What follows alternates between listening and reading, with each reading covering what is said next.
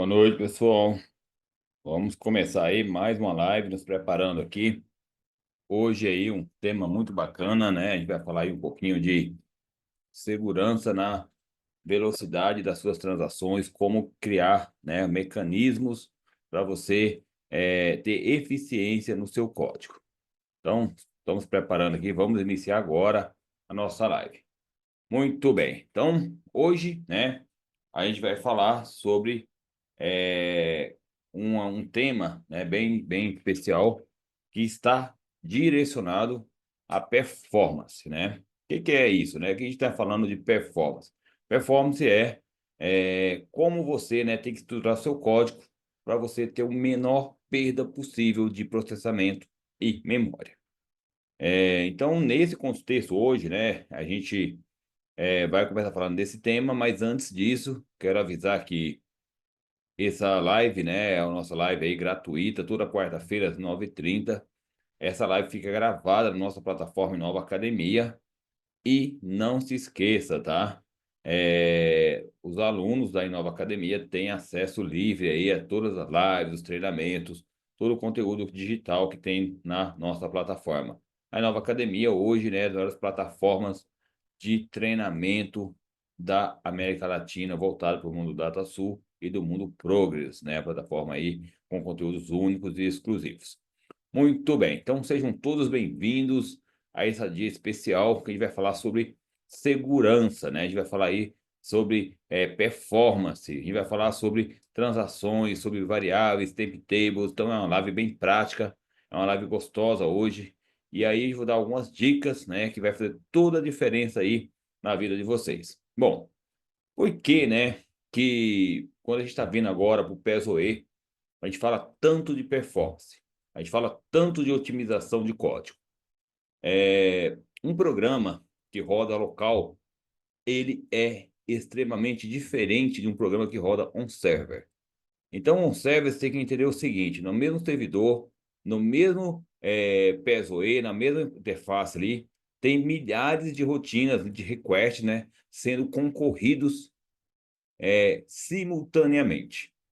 Então, eu não posso fazer um programa, um for each, né? Às vezes um simples for each faz toda a diferença, como eu faço hoje com um programa que roda local. Então, quando eu vou fazer um programa que roda um server, o que roda um server? Uma API REST, né? Todo programa que você chama através de uma API REST, todo quanto é programa que você roda dentro de um processo que roda um server, que a gente já falou aqui nas nossas lives, nos nossos treinamentos, é um programa que roda um server. Então, eu preciso, né, me preocupar com performance. Como que é isso, né? O que tem a ver performance, né? Performance é relacionado com I/O, né? I/O do quê? Isso é muito importante. Nós temos três tipos básicos de I/O, né? I/O de rede, I/O de memória e I/O de disco.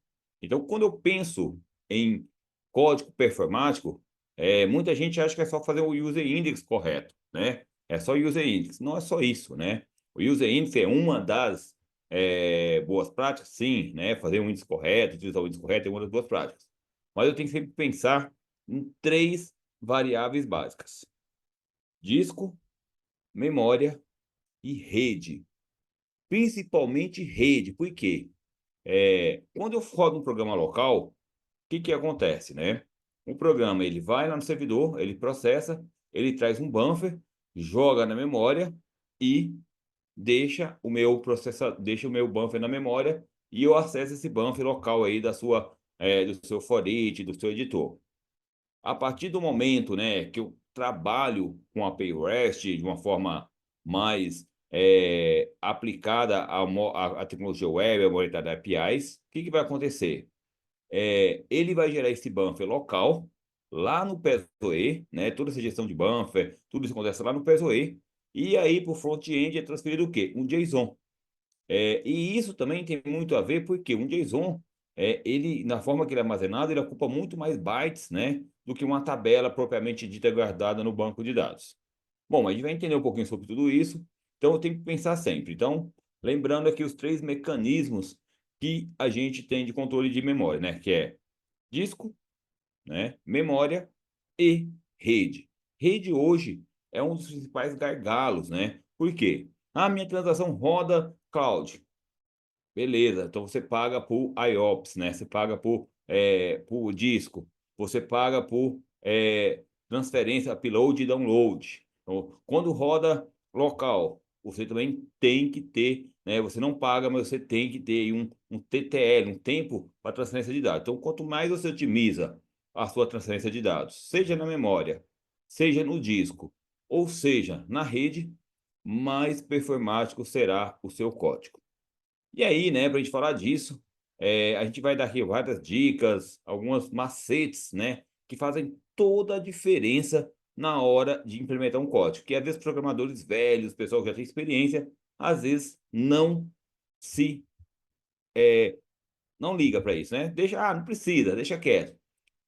Então, pessoal, eu tenho que entender o seguinte: a partir do momento que eu estou fazendo um programa que roda um server, eu tenho que me preocupar com performance.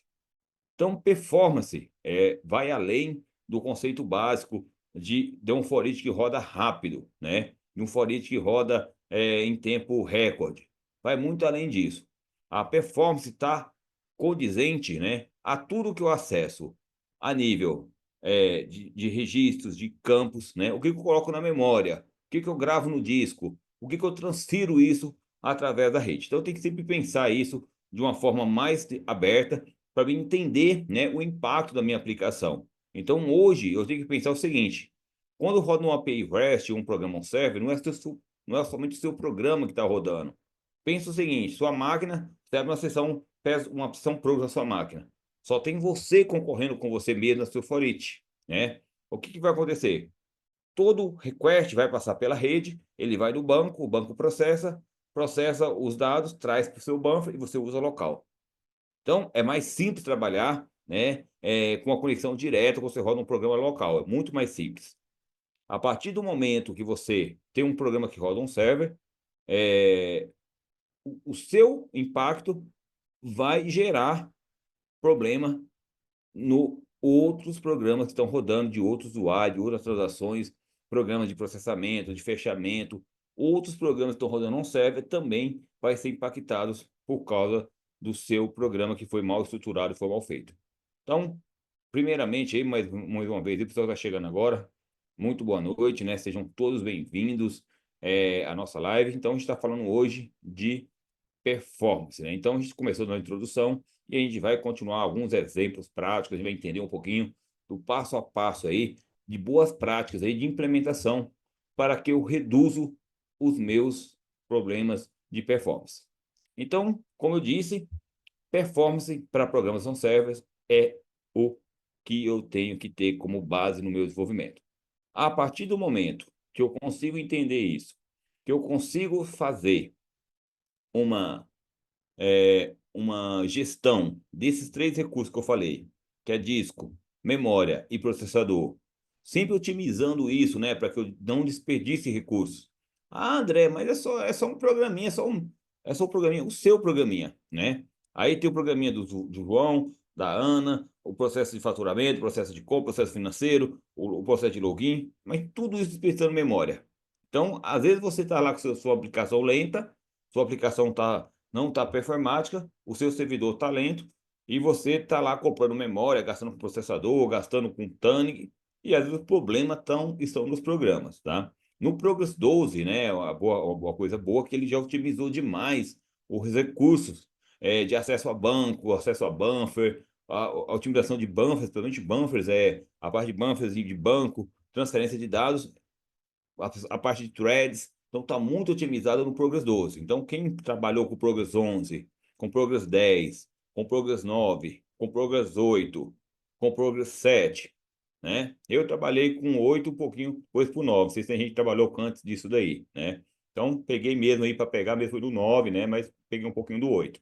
Então, quem trabalhou com essas versões mais antigas, né? E programa hoje o Progress 12, vê como foi a evolução de performance e acesso a dados do ambiente. Só que isso, né, mesmo eu tendo tudo isso, mesmo que eu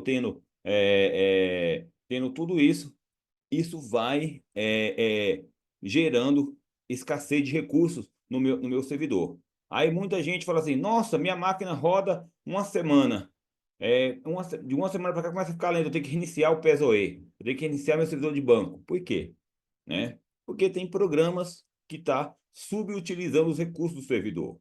Porque tem programas que está deixando registro preso na memória, que está colocando fields ou campos na memória que não precisam, que está deixando handle presas, está deixando transações mal implementadas e assim por si só. Então, vou dar algumas dicas hoje de como a gente otimizar isso, o que a gente fazer, o que a gente tem que se preocupar para a gente conseguir otimizar o nosso código. Bom, vamos lá. Então, primeira dica de hoje que eu vou entender, que eu quero que vocês entendam. Vou compartilhar a tela. A gente vai falar de algumas coisas muito importantes agora, que é essencial. Então, quem não pegou lápis e caderno, pega aí seu lápis, pega seu caderno. Vamos anotando que aqui hoje é conteúdo de valor, é conteúdo da Nova Academia. Então, hoje a gente vai dar para vocês umas dicas muito bacanas aí sobre questão de performance, né? Boas práticas para entender o recurso de uso de recurso de memória, processador e tudo mais. Muito bem, vou compartilhar minha tela, só um minutinho, eu já estou compartilhando aqui. Vamos lá. Então, para quem não me conhece, tá? Eu sou Carlos André, sou engenheiro, professor, sou administrador e especialista em Progress 4GL, em arquitetura web, APIs. Trabalho aí com mais de 25 anos em projetos e desenvolvimento na área Progress DataSul. Então, hoje, né, sou mentor, consultor, faço acompanhamento e estruturação aí de processos de empresas e, de uma forma geral, faço aí um trabalho de boas práticas aí junto a muitas organizações. Mas muito bem, vamos lá, começando um pouco do nosso treinamento. Estamos compartilhando a tela. Então, para quem não sabe, tá? Toda vez que você loga, né, abre uma sessão Progress, são criados, né, no mínimo esses três arquivos aqui: um LBI, um DBI e um SRT. André, mas você está falando disso? Porque é o seguinte, esses arquivos, quando você abre uma sessão Progress, você cria na sua máquina. Quando você cria um thread lá no PES-OE, para cada sessão dessa que você cria lá, ele gera um arquivinho desse lá local, né? Para poder fazer a gestão dos seus dados. Então, isso daqui tem a ver com performance? Tem tudo a ver com performance. Por que isso aqui é importante? Porque isso aqui são arquivos, né, de armazenamentos temporários do Progress. Então, o que acontece? Toda vez que eu rodo uma procedure, que eu rodo um for each, um find, uma function, qualquer que seja o meu processamento, ele usa esses arquivos aqui para armazenar dados localmente. E por que isso tem a ver com performance? Por três motivos. Primeiro, que isso aqui tem limites, né? Esse aqui tem limite de tamanho. Se eu não usar bem isso aqui, ele estoura, né? 32K, então ele vai estourar e vai dar um erro progress, né? Muita gente já deve ter passado por isso. Quem já passou por isso, escreve aqui no chat, depois eu quero saber, né? Vai dar um erro, né, de limite. E outra coisa, o I/O de disco, né, um I/O gravado direto, que ele grava ali no disco local, é muito mais lento, né, do que o I/O que ele faz com o banco de dados, onde tem uma série de transações, uma série de agentes, uma série de registradores fazendo essa gestão. Então, quanto mais arquivo, quanto mais dados eu gravo de forma temporária, menor é a minha performance. Ah, André, mas gasta 30 segundos a mais, 10 segundos a mais. Gente, 30 segundos a mais para um programa web é muita coisa. 15 segundos a mais para uma API web é muita coisa. Uma boa API tem que rodar em menos de um segundo, tá? Isso é uma prática. Uma boa API, né? Uma API que roda lá um server, tem que rodar menos de um segundo. A não ser que seja um programa de relatório, que seja um programa de processamento de dados em alta escala, um programa de fechamento. Mas se for gets pontuais, se for assigns pontuais, se for CRUDs, tem que ser um segundo. Passou disso, seu programa não está otimizado. Ah, André, mas eu tenho assign 20 tabelas, não sei o quê. Tudo bem, aí é fora da curva, né? Então tem que entender cada vez. Mas um programa hoje que você fala que é performático para rodar em API é um segundo. O máximo aí suportado 3 segundos, né? 3 segundos já está no limite. Por quê? Né? Você tem uma interface web e o usuário do lado de lá, ele é impaciente. Ele não pode esperar. Ele não quer ficar esperando. Ah, mas eu tenho que rodar um programa que demora muito, demora horas. põe em job, põe no RPW, põe para rodar no Hangfire, põe para rodar em qualquer programa de job, né? Que vai ficar lá, vai instanciar e vai rodar de forma assíncrona e depois você pega esse resultado, né? Ou seja, algumas consultas, alguns relatórios muito pesados, pode ter alguma necessidade pontual. Mas uma boa consulta, meio que seja uma consulta na tela de listagem, eu não posso ultrapassar 3 segundos. 5 é demais, tá? Então, 3 segundos. Ah, André, mas 3 segundos é 3 segundos, tá, pessoal? Então, o conceito web hoje, né, que a gente tem, então eu tenho que otimizar isso, eu tenho que pensar como eu deixo o meu código mais performático, senão o front-end vai reclamar. Então, quando eu falo de front-end, né, eu tenho que pensar em UX. O que é UX? UX é experiência do usuário. E além de todo o contexto de inputs, de facilidade de operar a tela, de qualidade de implementação, a UX reflete diretamente na performance. Então, se você não tem uma API performática, você não tem uma boa qualidade de uma aplicação. Vamos lá. Por que os programas PESOE da PY engatou só agora nos últimos anos, né? No último ano, em 2024? Por que engatou só agora? Qual de performance, né? As versões antigas, né, Ando Progress 11, os programas antigos da TOS não eram performáticos. Então todo mundo ia usar, aí era lento, demorava a consulta, travava, ficava o load, ficava ali rodando, girando, as pessoas desistiam de utilizar. Então a TOTUS conseguiu embarcar as telas BY depois que ela garantiu que esses programas ficassem performáticos. Ah, mas performático é a tela? Não, é o back, né? O performático é o back-end, né? É o programa que roda lá no PESOE. Ele tem que fazer uma resposta rápida, ele tem que processar muito rápido e retornar os dados para a memória, depois passar pela rede e chegar ali no front-end do usuário. Então, essa é a dica. Então, mas por que que os DBIs, LBIs são importantes? Vamos entender, pessoal, o uso desses arquivos no seu programa, né? Muita gente vê eles aqui, sabe que eles existem, mas não sabe para que eles servem. Bom, vamos entender o seguinte. Aqui, né, eu tenho o quê? Controle de transações. O que são os controles de transações, né? Isso aqui é muito importante, né? Porque a gente sabe que então aqui a gestão de dados, né? A gestão de dados, aqui eu tenho a gestão de dados para uma para um necessidade de rollback. Vou colocar assim, né? O que é o rollback, né? Para quem não sabe, o que é um rollback, né? Toda vez que eu vou fazer uma gravação, né? O Progress por si só, quando eu faço uma gravação, ele cria uma transação. Toda vez que eu dou uma side, né? Ele cria uma transação. Se acontecer qualquer problema, qualquer evento, né, que pare aquele processamento, o Progress dá um rollback automaticamente. É claro, né, que um bom programador, toda vez que faz um programa que vai fazer um assign, que vai gravar dados, vai fazer atualização de dados, ele já tem que criar uma transação de forma automática, né? Não tem nem que deixar o Progress cuidar disso. Você tem que dar um do transaction, né? Tem que fazer um transaction trawl, eu tenho que fazer um trawl catch, qual eu expliquei. Então eu tenho que fazer o do transaction. Mas então por que que esse cara grava? Então tudo quanto é variável, temp tables, que ele precisa, né? Dados que ele precisa por rollback, ele grava onde? Ele grava aqui nesse arquivo LBI, né? Lembrando que esse cara aqui tem 32K máximo de dados que ele grava, né? Então, isso aqui tem um problema que a gente vai ver depois sobre isso. O DBI, o que é o DBI? É o controle de transações, né? Então, todos aqueles dados, né?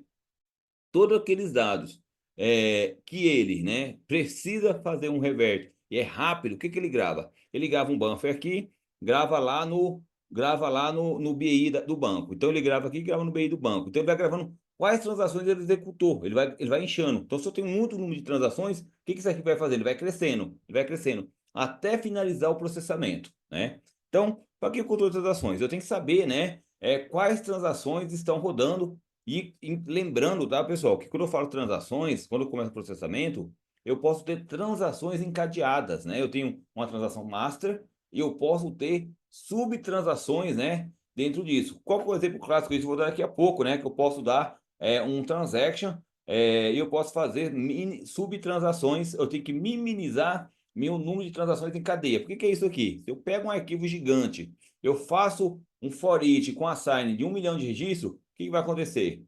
Eu vou estourar alguns limites do meu programa. Então, eu posso fazer o quê? Eu vou crescer meu after image, vou gerar um monte de problemas. E se eu parar essa transação no meio, o que vai acontecer?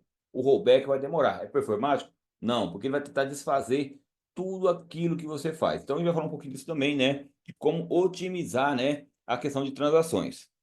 E aqui, um arquivo muito especial, o SRT. O que que é o sort file? Por que que esse arquivo é importante? Porque é o seguinte, toda vez que você dá um break buy, né? Você faz um break buy por conta dentro do seu programa, ele faz a gravação aqui dentro. Ele usa esse arquivo para gravar. Então, qual que é a dica aqui? Então, quando você fazer um for each, você fica fazendo muito break buy, group buy, é legal? É legal, às vezes o programa aceita, mas se eu puder evitar, é ótimo, porque eu evito esse erro, né? Toda vez que eu faço um group buy, um subtotal buy, um sum, né? Eu dou tudo eu uso agrupamentos, ou faço um order by diferente do padrão do índice, isso é muito comum. Você faz um for each gigante e coloca buy, né? E isso buy aquilo, buy campo 1, buy campo 2. O que que acontece com isso, né? Ele faz o for each na tabela, depois ele armazena esse arquivo e aqui dentro ele faz o que? O resort. Isso é lento. Isso é lento. Eu não posso fazer isso. Então, sempre que possível, eu já tenho que fazer o for each dentro da sequência usando o índice que corresponde ao que eu preciso, né? Então, não tem o índice, aí não tem jeito, né? Ou você cria um índice, né? Para na sequência de campos você precisa, né? Quando viável criar um índice, ou não tem jeito, mas eu tenho que minimizar o uso, né, de buy, de order buy dentro da minha transação. Por quê? Esse I/O ele é lento. André, mas demora só 3 segundos. Mas 3 segundos a sua API já está lenta. Mas demora 2 segundos. 2 segundos é muito tempo para um programa web. 3 segundos é muito tempo para uma API web. Então, eu tenho que evitar utilizar os buys, né? Os order buys, group buy, né? O sum total buy, né? Tudo que eu tenho buy, ele vai usar esse arquivo aqui para fazer o sort, né? Subtotais, tudo quanto é tipo de gravação ele grava aqui, né? Ele usa aqui dentro desse arquivo. Então, eu tenho que evitar fazer esse tipo de acesso. E aí eu vou dar uma dica legal agora sobre o LBI, né? Então, normalmente, né? Vamos começar uma coisa aqui, né?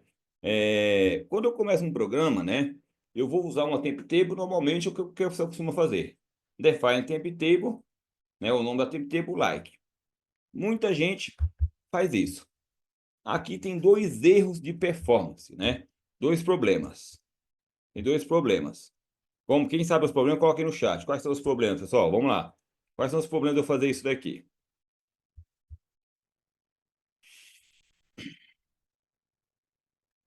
Vamos lá. Bom, vamos lá, então, né? Dois problemas. Vou falar com você. Qual que é o primeiro problema? Muito bem. É isso aí, Victor. O no undo e o like. Por que? Justamente. Muito bem, o pessoal aqui está pontuado. Então, qual que é o primeiro problema aqui? A falta do no undo, né? O que que o no undo faz? O no undo quer dizer o quê? Isso que é muito importante, né? O no undo diz para o Progress assim, Progress, essa temp table você não precisa criar transação, controlar a transação. Então, quer dizer o quê? Que o Progress, quando ele começar a gerar, quando ele for fazer um assign, se você for fazer um for each, que tem qualquer assign, qualquer update, qualquer alteração de dados, ele não vai controlar a gravação dessas temp tables. Ou seja, ele não vai utilizar o arquivo LBI, tá? E gravar esses dados aqui. A partir do momento que eu não tenho no undo, o que que ele faz? Opa, se eu dar um rollback, eu tenho que voltar a minha TT cust como ela era. Como ela era. Então, automaticamente, quando eu tenho uma variável, né? Ou uma DVI aqui, ó. Vou pegar uma variável aqui, ó. Só fechar aqui, viu? Uma variável. A partir do momento que eu tenho uma variável, sem no undo ou uma temp table, né? O que que ele faz, né? Ele sempre vai, né? Ó, DVI. Então, vamos dar aqui DVI, né? VI, né? Vamos chamar aqui uma variável VI. Então, o que vai acontecer? Se eu não tiver um no-undo, ele sempre vai usar meu arquivo LBI para fazer a gestão de transação. E aqui tem um problema de performance gigante. Então, então toda vez que ele grava um agito, ele vai lá e grava. Aí, se dá qualquer. Ele muda a transação, ele vai lá, alterou um dado, ele vai lá, olha. Ele vai lá, atualiza. Então aqui você perde muito tempo. E outra coisa, qual que é o problema maior aqui? Tem um tamanho de 32K. Vai chegar uma hora que você vai aumentando seu tempo table, vai aumentando, vai dar um erro progress, né? Muita gente já passou por isso, né? Ele fala que table LBI exceed 32 mil bytes. Se você já passaram, mas eu já várias vezes passei por isso, né? Ele fala que ultrapassou 32 mil bytes e trava o seu programa. Ah, André, mas é local. Beleza, isso lá no servidor. Você não tem controle do que vai acontecer. Você vai travar o PES-OE, você vai travar o seu processo e você vai ter problema com a sua aplicação. Então, a primeira dica, pessoal, é essa, né? Então, qualquer variável, qualquer temp table, isso é básico, tem que ter no undo, né? O que é isso, né? Toda vez que eu dou um do no código, né? Que tenho um do, né? Eu tenho um do transaction, ou um for each, ou um for, qualquer laço, né? E eu faço um do, o que eles faz? Ele dá um rollback, né? Não olha a minha variável, ele vai dar rollback só nos arquivos de banco de dados, né? Então, e automaticamente, né? Quando eu tenho isso daqui, esse arquivo que também o DBI também cresce, né? Aí também cresce. Então, outro ponto importante, tá? As pessoas têm o hábito de fazer isso aqui, né? Ah, aí outra questão importante, que o pessoal falou da tempo, é isso. Like, o que é o like, né? Quando eu crio o like, ele cria aqui no meu LBI, no meu DBI, a estrutura dessa temp table. Ele grava localmente a estrutura. E o que vai acontecer se eu der um like? Ele vai trazer exatamente como é no banco. Isso eu tenho índice, eu tenho um monte de coisa que não preciso. Às vezes campos que você não vai nem utilizar. Certo? Se for algum caso específico, você tem que dar um buffer copy. Mas mesmo se você tem um buffer copy, né, o like, vai trazer índices internos que daqui a indexando, que é indexação local, interna, dentro do seu LBI, né? Que não precisa, né? Então eu tenho que deixar na minha table somente o quê? Os campos que eu vou utilizar. Nossa, André, mas por que isso? Primeiro, por causa disso, dos arquivos temporários que ele vai gravar. E eu vou falar agora da questão dos buffers, né? O que são os buffers, né? Então, toda vez que eu crio um registro, seja numa temp table, ou seja num registro, eu dou um find numa temp table ou num registro de banco de dados, o que o Progress faz, né? Ele pega esse registro e cria um espaço na memória, ele armazena, reserva na memória um espaço para aquela tabela. Ou seja, se a tabela tem 4 campos de 10 bytes, ele armazena 40 bytes.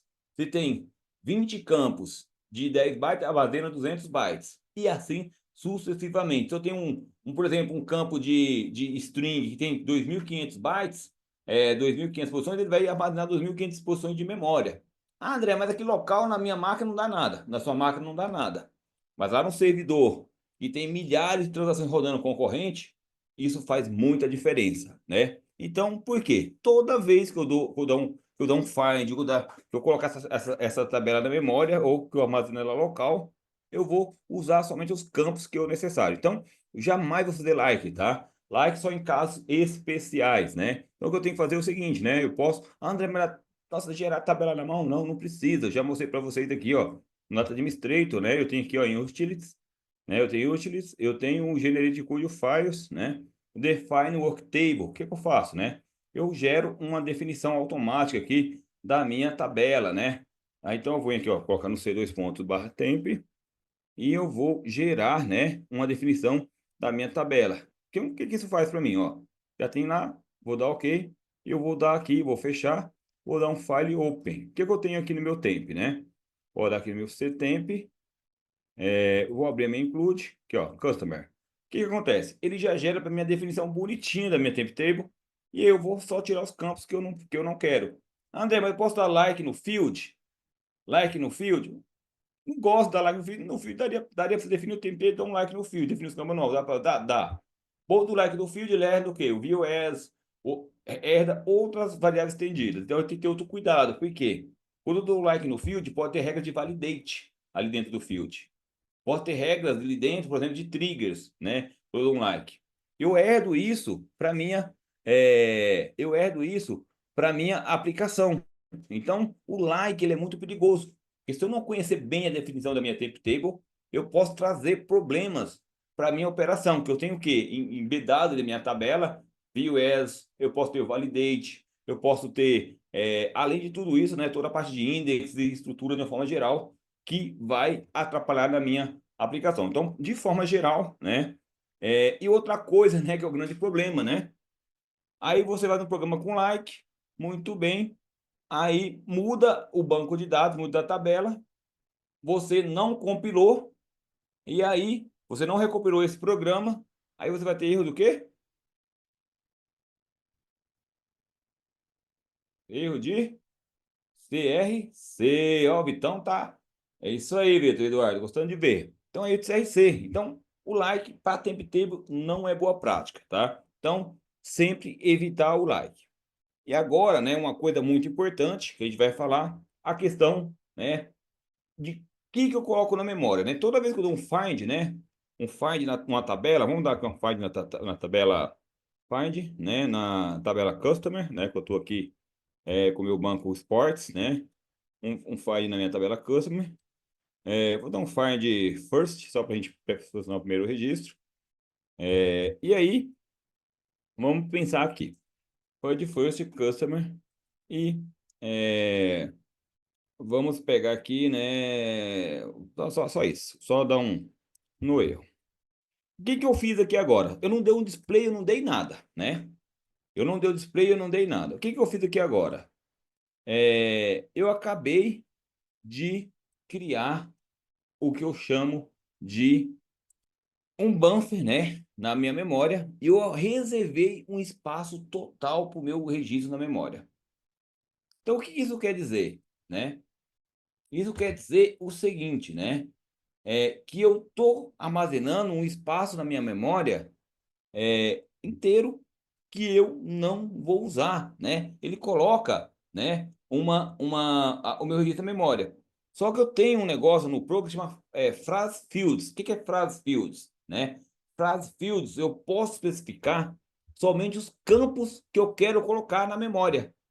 Só que com find first eu não posso colocar especificar um phrase fields. Então qual que seria a alternativa para isso?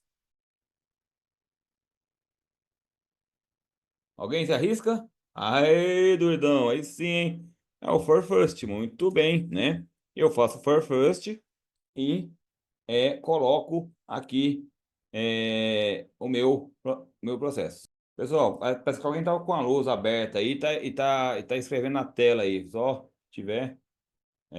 Bom, vamos lá. Vamos voltar aqui com a nossa tela, com o nosso programa. Então, o que que o for first faz, né? O for first eu posso especificar um negócio que chama de phrase fields. O que que é isso? Eu vou dizer exatamente, né, quais campos eu quero mostrar na tela, né? Então, por exemplo, né, eu vou dizer exatamente qual campo que eu quero mostrar na tela. Então, eu vou dizer, por exemplo, aqui eu quero dizer fields, né? Faço fields. E eu digo exatamente é, o campo que eu quero, né? O negócio de anotação aqui, deixa eu fechar isso aqui, beleza? Deixa eu só fechar isso aqui. Vamos, beleza. Muito bem. Então, for first, né? Eu falo fields. E aí eu vou dizer exatamente o seguinte, né? Quais campos eu quero colocar na tela. Então, dentro do curso, tem quais campos? Se eu não soubesse, eu deveria estar com o meu Chrome aberto aqui, mas eu vejo aqui, né? Os meus campos, então, eu quero colocar só o cast name e o cast name. Então, o que que isso é legal, né? O cast name e o cast name, né? Então, o que que eu ganho com isso, né? O que eu ganho com isso, né? Importante, não posso esquecer, né, que a consulta é no lock, né? Jamais exclusive lock, não posso esquecer disso, né? Colocar meu controle de lock. Então, o que que vai acontecer com isso? Quando eu fizer, né, o meu programa, né? O que que ele vai acontecer? Ele vai colocar, né? O que que eu vou fazer, né? Ele vai colocar o meu programa aqui, né? Só mudar o mundo aqui, tá errado.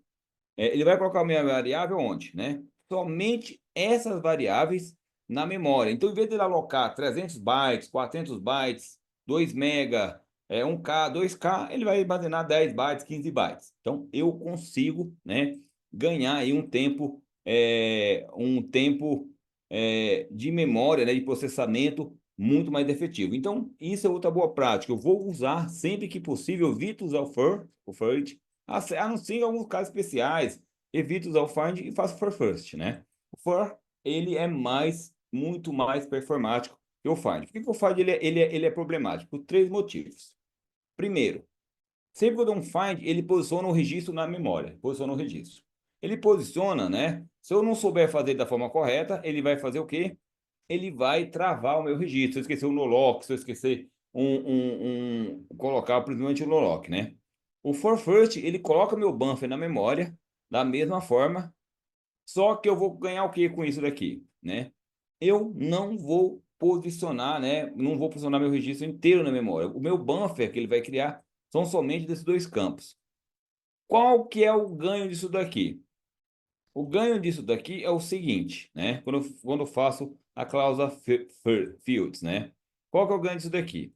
O ganho disso daqui é que eu vou sempre, sempre, sempre ter dentro do meu código um buffer reduzido de memória. E quando eu tenho um buffer reduzido de memória, o que vai acontecer? Se ele precisar gravar alguma coisa no meu arquivo de tempo aqui, os dados vão ser maiores ou menores? Menor. Então, se eu precisar dar um break by, se eu precisar dar um by, um order by, sempre ele vai gravar muito menos informações do que no arquivo temporário. Então, melhora meu I/O. Automaticamente meu I/O melhora. Outra coisa, né? Eu estou fazendo uma API. Eu preciso retornar os campos, né? Para minha API. Então, eu vou retornar somente os campos que eu preciso, né? Então, o meu I/O de rede, né? Ele é muito menor. Isso localmente também, tá, pessoal? Por quê? Toda vez que eu faço um banco, o que que tem que fazer? Ele vai lá no banco de dados, lembrando que o PES-OE nem sempre roda no servidor de banco de dados, né? Então, quando eu faço um find, um for, o que que ele faz, né? Ele fala lá, ó, servidor de banco, retorna para mim o registro. O que que o servidor faz? Ele vai lá, acha o índice mais adequado, posiciona o ponteiro, encontra, coloca no buffer temporário, né, que é os arquivos LB lá, os arquivos Bzão lá, que eu tenho um buffer temporário, joga no buffer temporário lá do servidor e faz uma transferência de rede para a sua máquina. Ou, nesse caso, para a máquina do PES-OE. Então, veja só. Então, o que vai acontecer se eu transferir um registro inteiro? Ou milhares de registros inteiros? Então, eu vou ter um tráfego de rede muito desnecessário entre o servidor de banco de dados e o host que está fazendo o request. Se for o PES-OE, né? Se for o PES-OE, é o servidor do PES-OE. Se for sua máquina, vai ser entre sua máquina. Então, isso é importantíssimo. Por quê? Você tem que pensar que lá no PES-OE eu tenho uma placa de rede limitada. Eu tenho uma placa de rede que todos os requests do seu ambiente inteiro, da sua rede inteira, todos os usuários passam por ali. Então, se eu não economizar recursos de I/O de rede, naturalmente, tá? A sua aplicação vai começar a ficar lenta. Por quê? Porque vai ter um gargalo de rede, que é um dos maiores problemas hoje dos servidores Progress, né? Às vezes você tem um gargalo de rede. Por quê? A sua placa de rede é limitada. Eu tenho um processador rodando aqui, um monte de aquisição aqui rodando no PES-OE. Ele faz um monte de aquisição para o servidor de banco de dados, mas a placa de rede não consegue trafegar em tempo hábil todos os dados necessários para gerar performance no PES-OE. Então, ou seja, o seu servidor começa a ficar lento, começa a travar, começa a dar timeout, começa a ter uma série de problemas, tá? Isso não é um problema que eu já resolvi já, não. Foi vários clientes com o servidor lento, lento. André, mas está lento. Eu falei, a placa de rede. Não, mas não pode ser a placa de rede. É a placa de rede.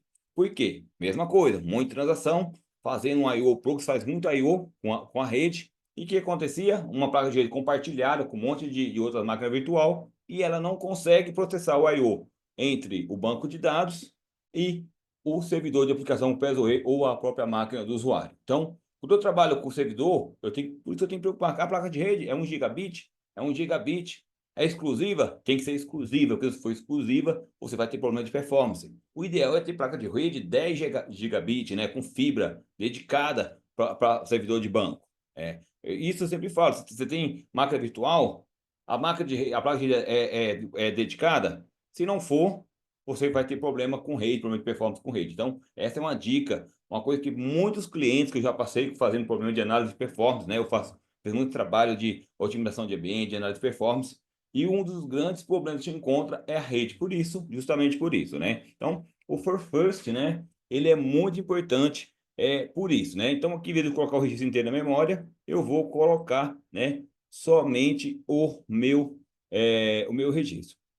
Outra questão, pessoal, igual eu falei para vocês, né? Eu posso fazer aqui um for first, né? Vamos mudar aqui. Vou copiar isso daqui, vou fazer um for each. André, mas no for each eu posso usar fields, o fields também? Claro, no for each eu devo mais ainda usar fields. Por quê? O for each, ele vai, né? Ele vai percorrer a tabela inteira de acordo com a sua cláusula where, né? Sua cláusula where. E aqui vem outra coisa que eu quero falar com vocês, né? Eu sempre vou colocar cláusula where e eu vou colocar o campo state aqui, né? Vamos lá, deu insert fields aqui. O campo state. Não, o que que é isso, né? Então, o campo state, né? Treino. Eu tenho aqui, deixa eu ver aqui, o banco customer. Deixa eu ver aqui. Country. Deixa eu ver se tem um campo state aqui. Acho que tem. Tem, vai state, tá? Beleza, né? Eu vou colocar o campo state, né? O arrow state begins, né? Vamos colocar aqui. Begins na letra A. Peguei a letra A, começa com A, né? Vou começar com A, tudo começa com A. Só que normalmente, às vezes, você faz o que aqui? Dá um where, né? Por um campo, eu estou filtrando pelo campo custom state. Aí o cara faz assim, né? Order, né? Order by, né? Ou group by, né? By ou by, né? Group by ou by, por exemplo, nome, né? By, cast name, né? Cast name. O que que acontece aqui, né? Quando eu faço isso, eu estou usando um índice. Aí eu vou perguntar o seguinte, né? Vem outra dica. Beleza, fazendo filtrando por state. A primeira pergunta é: o progress, ele vai utilizar o índice correto? Essa aqui, pessoal, é uma variável,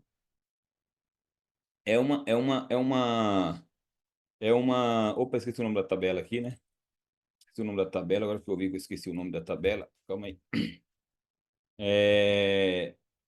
Então, ele vai saber o nome da tabela, ele vai saber o índice correto.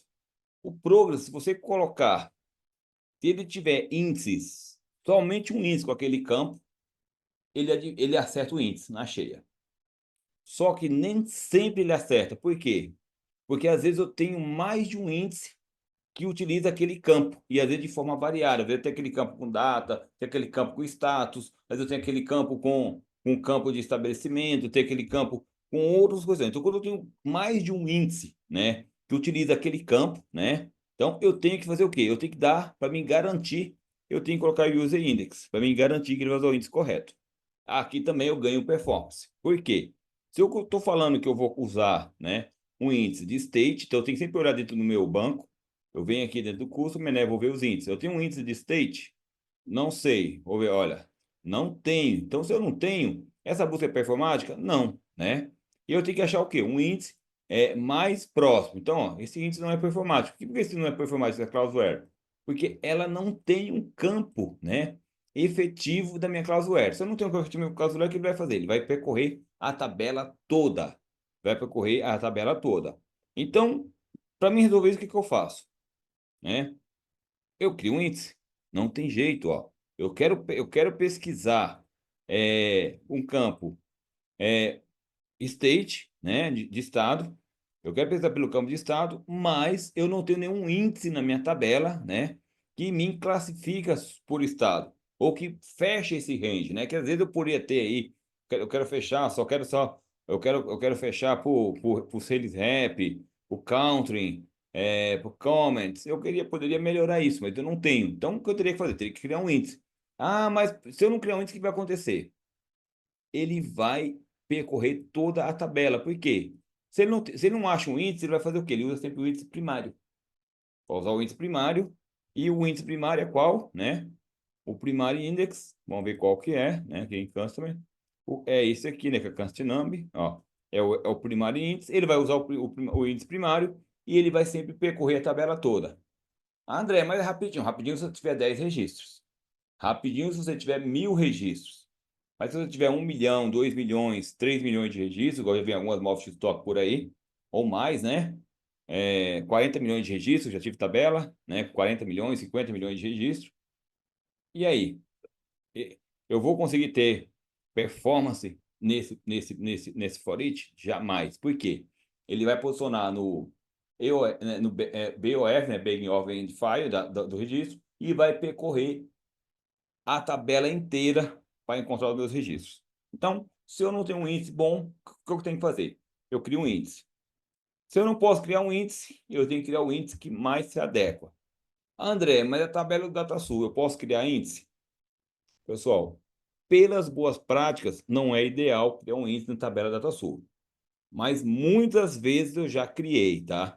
Por quê? Porque não tinha jeito. A tabela era gigantesca, a tabela era enorme. Ah, o índice não atrela CRC? Não, o índice não atrela CRC.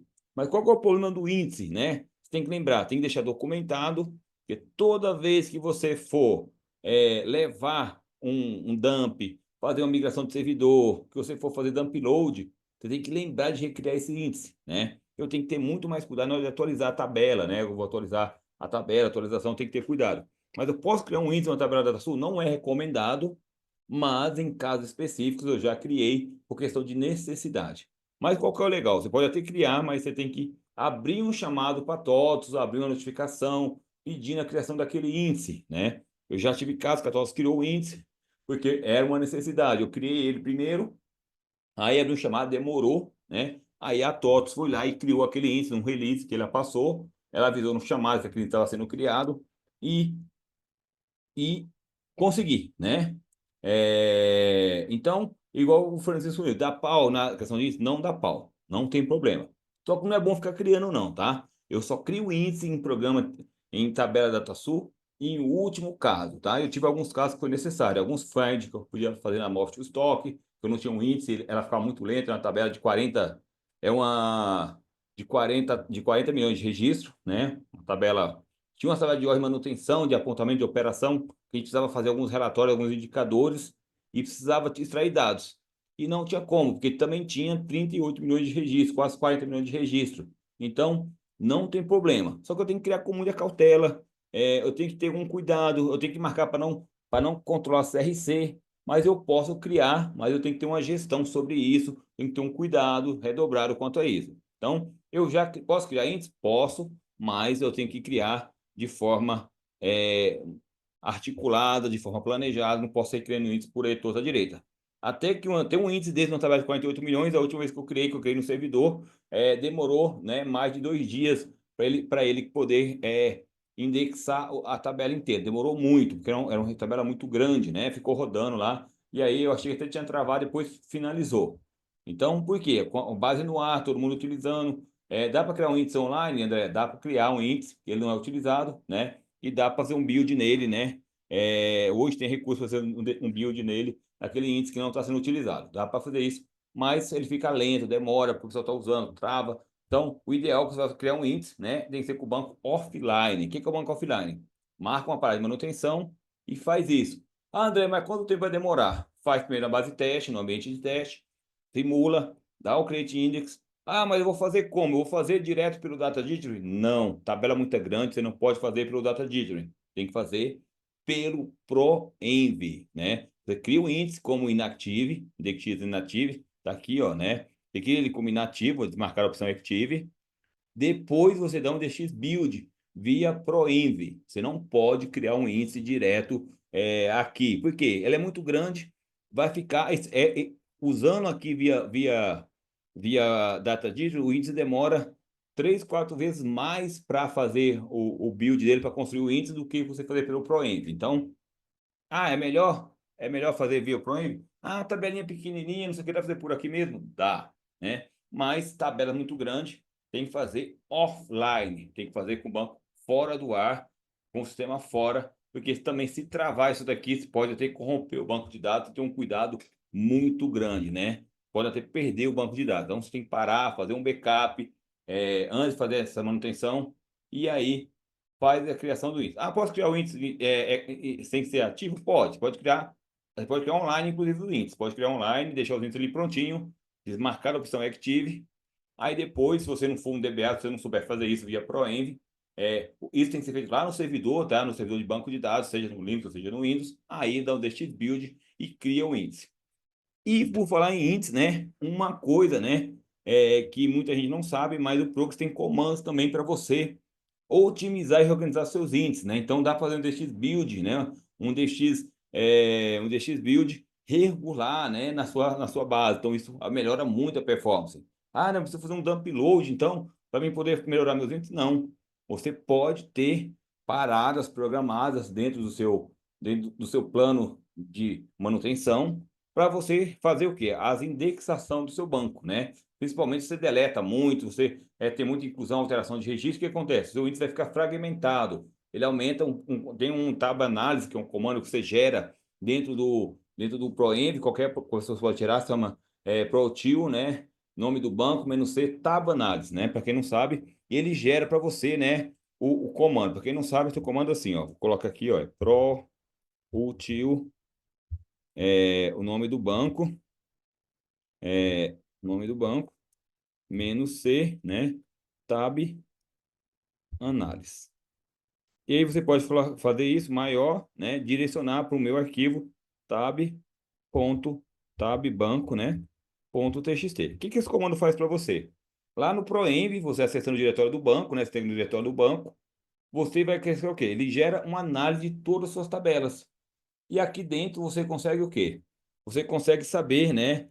O fator de indexação da sua tabela. Então, você vai saber se você precisa indexar, se não precisa indexar. Ah, André, precisa de um DBA para fazer isso? Não, qualquer analista pode fazer isso, aqui pode fazer online. Você está com o banco parado, pode ser qualquer momento, né? Eu posso ir lá no meu ProEnv, dou acesso ao diretório do banco e automaticamente eu sei meu fator de indexação, como é que está meu banco? Você está muito fragmentado, fator de fragmentação, está muito fragmentado ou não. Aí eu sei se eu preciso fazer ou não um, um rebuild dos meus índices. Então, por que isso é importante? Porque um bom índice, um índice bem estruturado, um índice que ele é reconstruído, é muito maior a tua performance. Isso é fato, tá? Eu tinha tabela que estava demorando a mesma consulta, demorando 4, 5 minutos. Depois no DX Build, ela começou a demorar menos de um minuto, né? Era um for each de consulta, de extração de dados. Então a gente tem que entender isso, né? Então a gente tem que sempre olhar o índice. E índice eu crio de forma planejada, não posso sair criando índice à torta direita. Eu tenho que saber, eu preciso realmente criar aquele índice, por quê? Toda vez que eu crio um índice, ele ocupa espaço no meu servidor, né? Eu crio um índice, ele vai ocupar espaço. Então, ele vai criar uma estrutura de banco de dados lá dentro do meu banco. Eu tenho uma área, normalmente uma área exclusiva para índice, e ele vai comentar. Então, isso aqui é importante. Então, esse cara aqui é extremamente lento. Mas se eu tiver aqui, por exemplo, né, o rep, né, o representante que tem um índice, né? Vamos pegar aqui o customer. Aí eu tenho aqui o meu sales rep, ó. O que é o sales rep? Sales rep é um campo indexado, ou seja, é um campo que eu consigo utilizar na minha busca. O name também é um campo indexado. Olha que interessante, né? É um campo interessante. Então, ou seja, é um campo que eu consigo ter uma boa qualidade, né, de busca. Só que eu tenho um problema aqui, né? Se eu fizer isso, ó, for each customer.name, né? E eu dar um name, vou colocar begins a, eu vou dar um by, né? Agora, vou colocar um by, né? Sales rep. Sales rep. Isso daqui, né? É performático? Por questão de índice, sim. Sim. André, aqui eu preciso informar o nome do índice. Pessoal, se eu tenho um índice só, aí tenho aquela questão, né? Eu preciso ou não informar o nome do índice? Eu gosto sempre de informar o user index. Eu uso como boa prática. Por quê? Por que que eu falo o user index? Por quê? Porque é o seguinte, hoje eu tenho aqui na minha tabela Customer somente um índice com o nome name. Amanhã, né? Alguém, um novo desenvolvedor, um outro DBA, alguém vem aqui e cria um outro índice com field name e mais um campo. O que vai acontecer? O que pode acontecer com minha consulta? Ela pode se perder, ela pode começar a utilizar outro índice que não era o seu, o que tinha, o que você estava utilizando naquele momento. Então eu já tive problemas que o cara tava com a base linda, estava com a performance ótima no programa. Aí foi lá um dia alguém criou um monte de índice. Do nada, um monte de consulta começou a ficar lenta. Aí a pessoa da empresa me chamou, André, mas você pode fazer uma análise de performance desse código aqui? Não, não sei, a gente criou os índices, é para melhorar, mas agora piorou. O que está acontecendo? Justamente por isso. Por quê? A partir do momento que eu não dou um user index, o que acontece? Ele sempre, o Progress sempre escolhe o índice que mais se aproxima com a ordem dos campos da Cloudware. Mas, dependendo de como os índices são criados, de quantidade de número de campos ele pode, né? é, Ele pode se perder. E também isso que o José falou também. Alguém pode alterar o índice, né? Alguém pode alterar o índice e aí ele se perde, não acha mais aquele índice, né? E aí automaticamente, né? Mas nesse caso não tem muito o que fazer e ele se perde. Então, por segurança, tá? Quando eu estou usando um índice que é diferente do primário, tá? Eu sempre utilizo o user index. Por quê? Eu garanto que ele vai usar o índice que eu quero, o índice que eu especifiquei. Você não deixa o programa escolher. E quem cuida da performance é você, não é o banco de dados. Quem cuida, ó, isso é importante, quem cuida da performance é você, não é o banco de dados. O banco te dá artifícios para você fazer a gestão da performance, né? E tem gente que fala assim, não, deixa aí, o banco resolve. Deixa aí, o banco resolve. Não, o banco não resolve nada. O banco não resolve nada. Quem resolve é você. Então, se você resolve, então você tem que obrigatoriamente fazer o quê, né? Fazer o especificar o índice, ok? Só que aqui eu tenho um problema, né? Eu estou pesquisando por nome, começa com A, e estou dando um by sales rep. Isso aqui é legal? Isso aqui é legal? Às vezes não tem jeito, porque eu não vou ter um índice por nome e sales rep. O ideal seria se eu tivesse um nome por representante e por representante de nome. Seria perfeito, porque meu for each já traz a estrutura bonitinha na hora que eu preciso, né? Mas muito coloca buy. As pessoas colocam às vezes 5, 6, 7, 8, 9, 10, 15 cláusulas buy. Isso é legal? Não. Por que que não é legal? Porque eu perco um pouco de performance. É muita performance? Não. O Progress Talks aqui muito bem, essa questão do buy. Mas se você não tiver um disco de alta velocidade, se eu não tiver um disco lá de alto I/O, um disco ali que é no seu servidor, for um disco bom, isso aqui você perde performance. Por quê? Ele vai gravar onde? Lembrando, ele vai gravar no seu arquivo LBI desculpa, seu arquivo SRT. Ele vai gravar, vai usar o seu arquivo SRT, vai gravar a estrutura da tabela e vai fazer o index, o sort aqui dentro, né? Você vai fazer o sort aqui dentro. O que vai acontecer com o seu sort? Você vai perder performance. Então, isso aí tem um parâmetro que é referência cruzada, tá? Depois que faz tem referência cruzada, tá? Aqui, ó, quer ver isso aqui? Eu já sei falar, tá? Depois eu mostro aqui, tá? Mas a questão que é o comando que mostra, tá? Que é o xref, tá? Esse xref aqui ele faz a gestão de referência de coisa, tá bom? Então, o que acontece, né?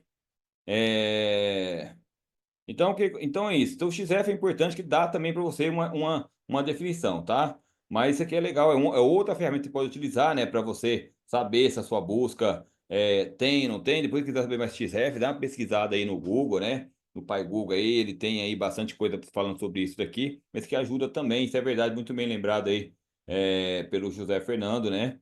o Xref te ajuda aí, ele gera um arquivo para você com análise das suas queries, das suas buscas, do índice e tudo mais, tá? Então, quem quer entender um pouquinho mais, dá uma pesquisada, que isso aqui é muito bacana, a questão do Xref, né? Não só o Xref, mas também o debug file, que eu posso gerar a linha, eu quero, deu um erro, tem um monte de CRUD, qual a linha? Então, debug file ajuda também você trabalhar aí com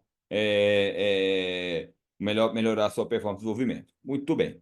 Voltando aqui, né? O que que vai acontecer, né? Então, eu não posso utilizar buy, group buy, or groups, né? Total buy, né? Aquelas cláusulas de total em demasia. Ah, André, mas isso é rápido? É rápido, mas eu perco performance, né? Então, para quem não sabe, né? Tem subtotais, tem total buy dentro do Progress, que já é subtotais automático. Ah, isso é legal? É legal, né? Mas ele vai gravar isso no local. Se você não tem um bom disco, se você não tem um bom I/O, né? Ele vai dar problema. Ah, não, meu servidor é um data center lá de alta velocidade, trabalha com mais de 500 IOPs, é um disco de alta performance. Beleza, trabalha com SSD, não vai ter problema quanto a isso, né? Aí vai depender muito do seu servidor ou da sua máquina ali que você está rodando a sua aplicação, ok? Porque esses arquivos, como eu disse para você, eles rodam localmente, né? Então ele grava no CTEMP da máquina que está executando a aplicação. Então, isso aqui é crucial. Agora, a gente vai falar de um tema que é extremamente importante, que é o controle de transações. Então, a gente falou dos índices, né? A gente vai falar agora do controle de transações. O do transaction, né? Então, o transaction, lembra, a gente foi lá com o trawl cat, depois do transaction trawl, né? Para ele, pra gente colocar o cat. Então eu vou ensinar o do transaction. Então, o do transaction, normalmente a gente faz, né? A gente faz um do transaction, e não vai entrar em muito detalhe aqui, e a gente faz um for each, né? Usar esse mesmo for each aqui, e aí, deixa eu só colocar aqui, copy, né? Vou fazer um for each, e normalmente as pessoas fazem isso daqui, né? Aí eu tiro aqui, né? Vou fazer um. Ah, outra coisa, tá, pessoal? Em servidores não é permitido fazer shared lock, acesso shared lock, pelo amor de Deus. Shared lock gera deadlock. Então, sempre, sempre, sempre use exclusive lock para gravar, né? Exclusive lock. Ah, André, mas o shared, não, shared não. Shared, você vai ter problema com deadlock. E quando chega no servidor, uma pessoa tenta ler o registro, outra tenta gravar, e fica um esperando o outro, o registro fica preso. Então, programas que rodam on server sempre ou é no lock, somente leitura, ou é sem exclusive lock, né? Lembrando, né, que no final do código, ou no finally, né, ou no file do seu trawl, você tem que, no seu controle de transações, você tem que fazer o release da sua tabela. Por que você faz o release da sua tabela? Porque você deu um for first. Quando deu um for first, você deixou a tabela na memória. Então, quando você dá um release, o que que ele faz? Ele pega com esse buffer e mata esse buffer. Então, você acessou 10, 15, 20 tabelas, ele criou 10, 15, 20 buffers, né? Então, automaticamente, quando dá um release, ele pega esse buffer e mata ele da memória e libera a memória para que seja utilizado para outros recursos. Então, isso é importantíssimo. Então, muita gente, né, normalmente, fazem isso daqui, né? Dá um for each, né? E dá um assign, por exemplo, né? No campo que ele quer, né? Então, isso daqui, para uma tabela pequena, é beleza, né? Mas quando você está trabalhando com uma tabela muito grande, qual que é o problema disso daqui, né? Qual que é o problema disso aqui, né? É claro que eu teria que fazer depois, fazer tratativa de erro, verificar se o campo é válido, eu tinha que preencher o campo com muito mais qualidade aqui, né? Para mim, provar. Mas basicamente, né? O que é isso aqui, né? O que vai acontecer, né? O que vai acontecer? Se eu fizer isso aqui, o que vai acontecer no final? É,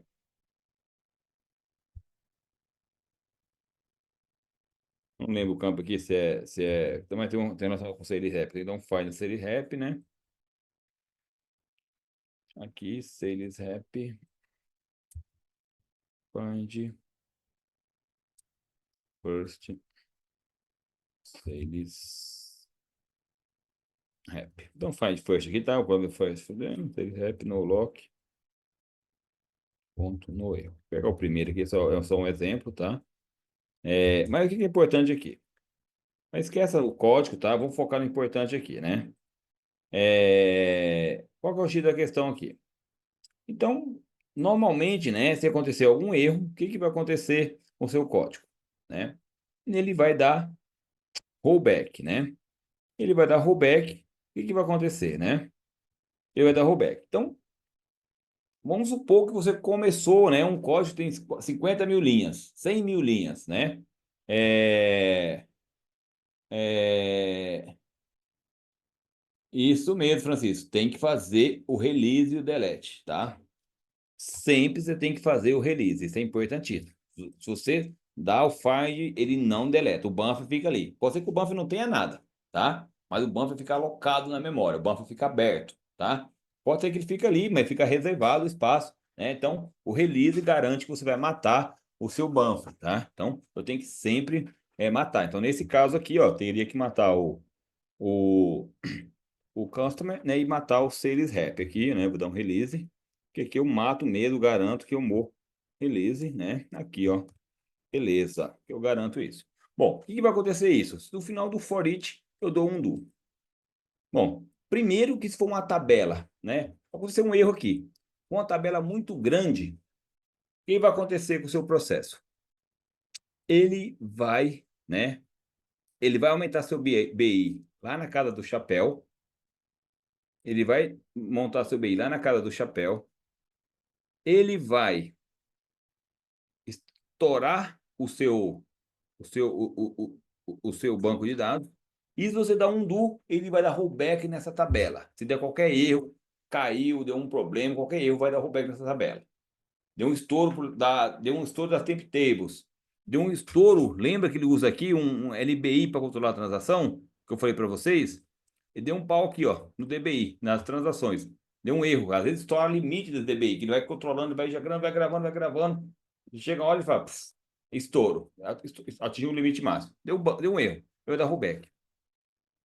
A sua, o rollback, ele é 3, chega a ser 10, 15 vezes mais demorado 10 vezes mais demorado do que a gravação. O que vai acontecer às vezes?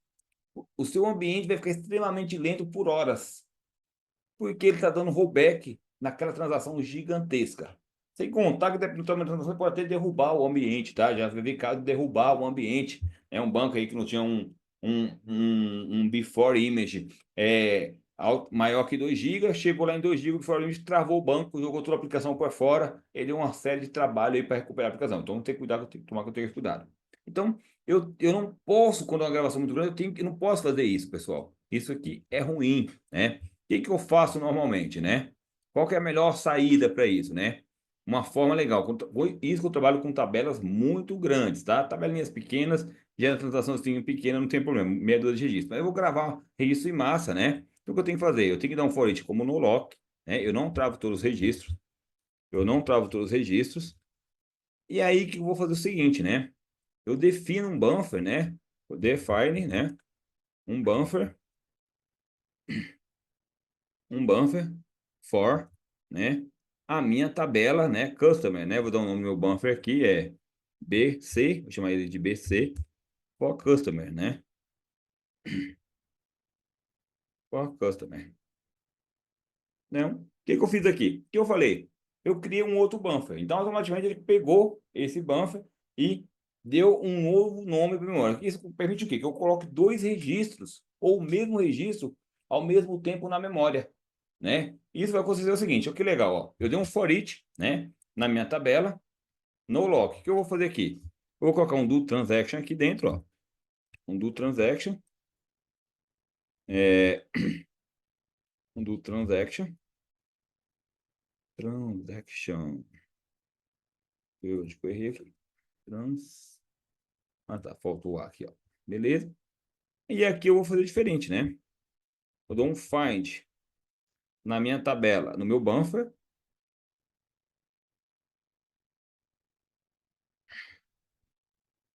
né? Usando o quê? O raw ID, né? Que essa busca aqui é extremamente rápida, né?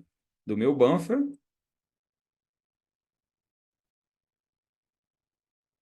igual, né? O raw ID,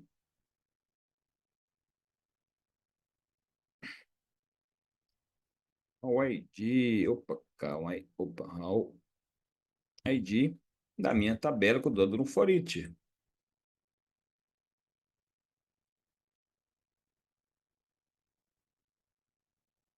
E aí, no erro, é claro, né?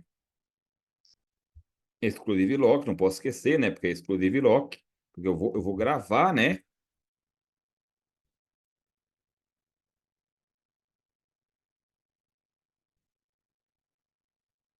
Ok.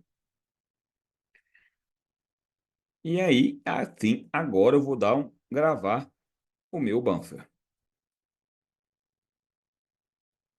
Assign, né? Eu vou vir aqui e vou dar um assign no meu buffer. Pronto. E aí, por segurança, né? Aqui eu vou dar um release no meu buffer, tirar esse registro. Não, aqui não precisa, tá? Eu vou fazer esse release porque eu vou dar um file novo, esse buffer vai estar sendo sempre substituído, né? Eu poderia dar um buffer só que no final, não precisava estar aqui dentro. O buffer pode estar fora do meu for each aqui, tá? Porque, André, eu preciso limpar o buffer toda vez? Não, o buffer ele cria um buffer só, então ele vai reaproveitando o buffer, como é um find, né? Ele vai sempre reaproveitar aquele buffer, então não tem problema. Se eu der o release também, não tem problema, tá? Mas eu posso dar o release aqui embaixo, né? No meu buffer. Então, isso é outra coisa, dica. Se eu tiver um buffer de tabela, eu tenho que dar release nos buffers também, né? Muita gente não dá release nos buffers. Eu já vi, né? Travar registro, que ele trabalha com buffer e não dá release no buffer. Porque o buffer é igualzinho à tabela. Então, toda vez que eu faço um find, um for each, o DataTool sempre, o Progress sempre cria um buffer. Só que ele cria um buffer com um nome, né? Igual ao nome da tabela. A partir do momento que eu defino um buffer, eu dou um novo nome e ele cria um outro espaço reservado na memória para aquele registro. Então, eu consigo colocar 2, 3, 4 registros na memória. O que eu ganho com isso daqui? Com esse tipo de código? Primeiro ganho isso aqui, pessoal, que eu não vou locar milhares de registros, milhões de registros. É, Então, ô Fernando, tem uma questão, né? Aí nesse caso não, né? Aqui é quando eu tenho questão de travação. Se eu precisar dar um rollback em tudo, eu tenho que fazer da forma anterior.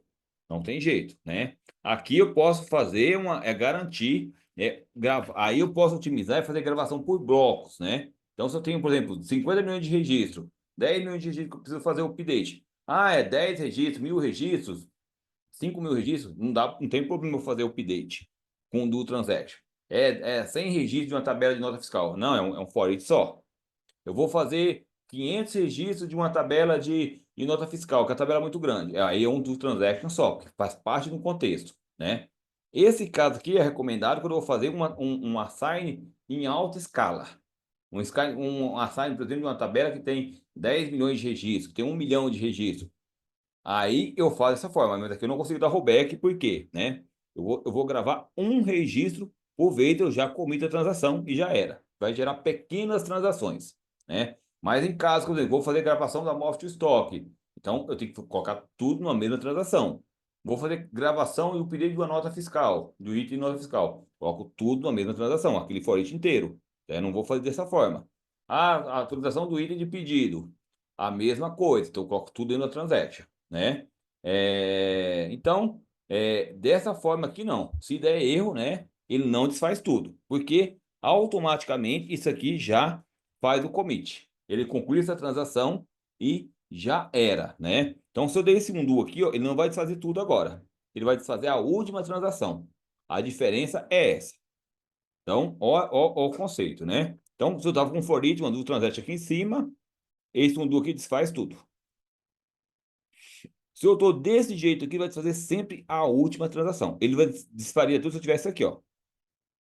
Aqui sim, ó. Se eu tivesse um duo aqui, isso aqui desfaria tudo. Não precisa nem criar o transact, só o laço, tá? Se eu fizer isso aqui, ó, se eu fizer isso daqui, aí é problema. Ou um do transaction aqui. Por quê, né? Por quê? Isso aí já viu acontecer, né? Por quê? Aí eu crio o quê? Eu crio um laço, né? Eu crio um laço, de uma transação dentro da outra, né? Eu crio uma transação dentro da outra. Quando eu crio uma transação dentro da outra, por mais que eu tenha esse commit individual aqui, ele vai criar uma transação global. Ele vai dar uma transação global. Então, se eu dou um do aqui, já era. Eu desfaço. Só tenho que ter cuidado com isso. Dessa forma aqui, não. Ele vai desfazer só a última transação. André, mas qual que é a melhor forma? Vai depender da utilização, tá? Se eu trabalho com pouca quantidade de dados, é um transaction único, não tem problema, né? 1.000 registros, até 1.000 registros, 2.000 registros, 5.000 registros, é muito rápido. Eu faço um do transaction único. Vou precisar fazer assign numa tabela most stock, numa tabela de ordem de manutenção, numa tabela de ordem de produção, que tem milhares e milhares de ordens, reporte, tabela de reporte, uma tabela de reporte de mão de obra, reporte de RGF, uma tabela de chão de fábrica. Então, se eu precisar fazer transação em massa, que são muitos registros, isso aqui resolve o quê? Você não aumenta a sua arquivo de transação, fica muito mais rápido o seu código, fica muito mais rápido porque ele vai fazer subtransações, ele vai fazer transações menores, ele grava um monte de transação, conclui, né? Só tem que ter um cuidado, tá? Porque o Progress tem uma forma de trabalhar com two-phase commit. Hoje ninguém usa esse tipo, mas você pode habilitar igual o Oracle, né? Lá no Oracle, por exemplo, você habilita o commit de duas fases. Então, ele faz a transação, é, é, é, ele só vai gravar depois você dá um commit. Então, nesse caso, o Progress não precisa que faça o auto commit, né? No final da transação. Bom, pessoal, essa dica aqui é legal, tá? E eu tenho que ter um cuidado muito grande para a transação. Se eu faço uma transação muito grande, né, eu posso até derrubar o meu servidor, tá? Então, transaction é pequeno. Então, se eu vejo que vai crescer muito, nem que eu faça um laço, um duo em 100 registros. Ah, eu quero fazer transações de 100 registros. Faça de 100, faça de 1.000, mas não faça um for each em milhões de registros usando uma transaction, gravando uma tabela que você vai ter problema, vai cair tua base. Bom, outra coisa de performance, tá, pessoal? Aqui, né, a gente falou de acesso a dados, né? A gente falou de acesso a dados. Então, os releases, isso aqui é importantíssimo, tá? Se eu usar um do transaction, do transaction, né? Se eu usar um trawl, né? Se eu tiver um trawl, eu posso ter um file, né? Dentro do código. Se eu usar um trawl no começo, igual eu já expliquei em outras lives, né?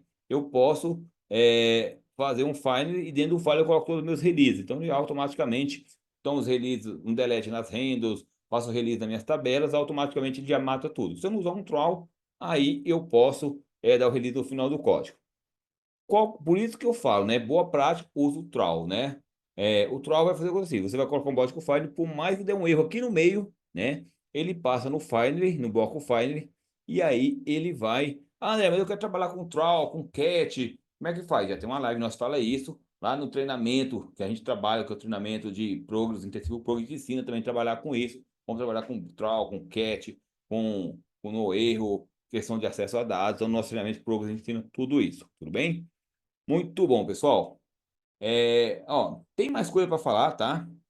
Mas eu digo que o principal você eu já falei aqui hoje. André, isso é básico? É básico. Mas se eu não tiver cuidado com esse básico, a sua aplicação trava. Principalmente um server. Ah, mas eu faço aqui na minha máquina, roda o local que não dá nada.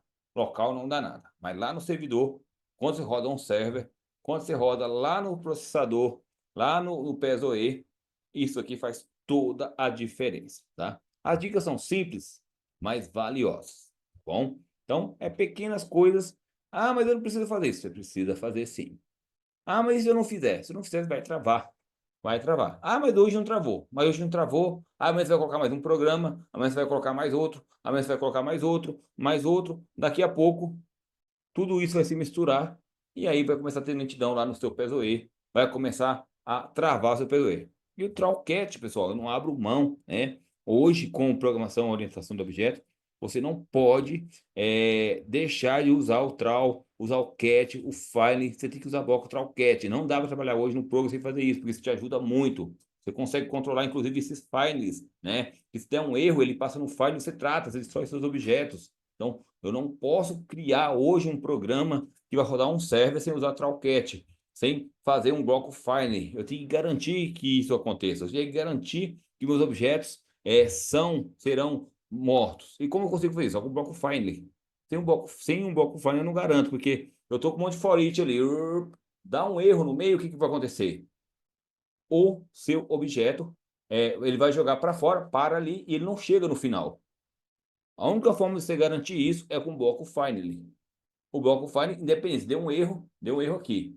Ele vai passar no cat, se tiver o cat, e depois ele passa no bloco file. Aí sim, no bloco file você dá o delete, você faz o release, você faz o assign nas suas variáveis igual a nulo, você faz tudo que você tem que fazer dentro do seu file. Então, essa é outra prática, né, que eu já falei nos treinamentos, tem lá nos treinamentos, ensina muito bem como é que tratar tudo isso, e é indispensável aí para você ter uma boa qualidade de código. Bom, é uma pena, mas estamos chegando aí no final da nossa live, 9 horas, né? E queria deixar aí que vocês aí, quem puder deixar uma dica aí, quiser também, tiver alguma crítica, quiser falar alguma coisa, fica à vontade. Estou abrindo aí para perguntas, né? Pergunte no chat. Alguém quiser perguntar alguma coisa, estou aqui à disposição, tá? Vou dar aí mais 3 minutinhos, 5 minutinhos para a gente trabalhar com as perguntas. E aí, eu espero um pouquinho aqui. Se ninguém tiver pergunta, a gente finaliza, né? E a gente se prepara aí. E tudo mais. E no where? O ideal é utilizar os fields na ordem do índice ou tanto faz? Não. Aí que tá. Se você especificar o user index, tanto faz. Mas, por boa prática, sempre é bom colocar na ordem do índice, tá? É sempre boa prática. Então, boa prática, mas tanto faz. Não. Usa sempre uma boa prática. Por mais que você coloque o user index. Mas vai fazer diferença se você user index? Não. Se você colocar o user index, a ordem dos campos, né, não faz diferença. Mas, de qualquer forma, tá? É boa, o código fica bonito, fica estruturado, então você já sabe como é que o índice funciona. Então, é legal. Por mais que você use o user index, tá? Põe na sequência, põe bonitinho, né? É um índice de estabelecimento, item e depósito. Então, coloca o estabelecimento primeiro, coloca o item, depois você coloca os campos que vêm logo após, né? E os campos que ficam após o índice, você joga depois, ele sempre depois. Então, é boa prática e, gente, e capricho, né? É a coisa que tem que ter, não adianta, né? E essas questões que eu estou falando, às vezes, as pessoas não fazem, não é porque elas não sabem, é falta de capricho, né? Às vezes é falta de capricho. Eu conheço desenvolvedores, o cara tem 15, 16, 20 anos de experiência. Aí você chega o código lá tudo cagado. Não tem um no-undo, não tem um do transaction, não tem um release. Aí você vai ver, mas não tem um trawl, não tem um cat, não tem um file. Tudo bem, o trawl cat, o file é novo, né? Muita gente não conhece, né? Então você quer aprender, tem que entrar na nova academia, fazer nosso treinamento, nosso intensivo de progress. Lá você vai aprender sobre isso. Lá sobre o trawl, sobre o cat, sobre o file. Você vai aprender sobre isso. Mas não tem o básico, é um release, é um file, não tem um controle básico. O que acontece? O código trava, o código não vai rodar e você vai gerar problemas aí para onde você estiver programando, seja na sua empresa, seja no seu cliente, seja no onde você estiver desenvolvendo. A hora que você coloca em produção, vai dar pau. Isso é fato, isso é real. Por quê? Eu já fui contratado muitas vezes para analisar problemas de performance, para analisar problemas de coisa e resolvendo coisa básica, né? É controle de transação, controle de find, código mal estruturado, for each mal feito, não usa fields, não usa user index, ou usa índice incorreto, enfim. Uma série de questões aí que faz toda a diferença. Muito bom, então, gratidão a cada um aí que esteve com a gente, gratidão a todo mundo que nos acompanha. E não esqueça aí, convide seus amigos, seus colegas, parceiros. André, só desenvolvedor que tem que estar aqui? Não. Aqui é espaço para analistas, é espaço para coordenadores, é espaço para gerentes. Por quê? Nossas lives elas se alternam, né? A gente tem lives mais técnicas, depois tem lives de mais dicas, depois tem lives mais de tecnologia, tem algumas lives que a gente fala aí de PSOE, outras a gente fala de segurança, outras a gente fala de negócio, outras a gente fala de desenvolvimento, outras a gente fala de dicas de forma geral e a gente vai alternando aí nos conteúdos para trazer muito conhecimento, muita coisa boa para vocês aí. Muito obrigado, uma excelente noite, fique com Deus e até quarta-feira às 19h30. Valeu, pessoal!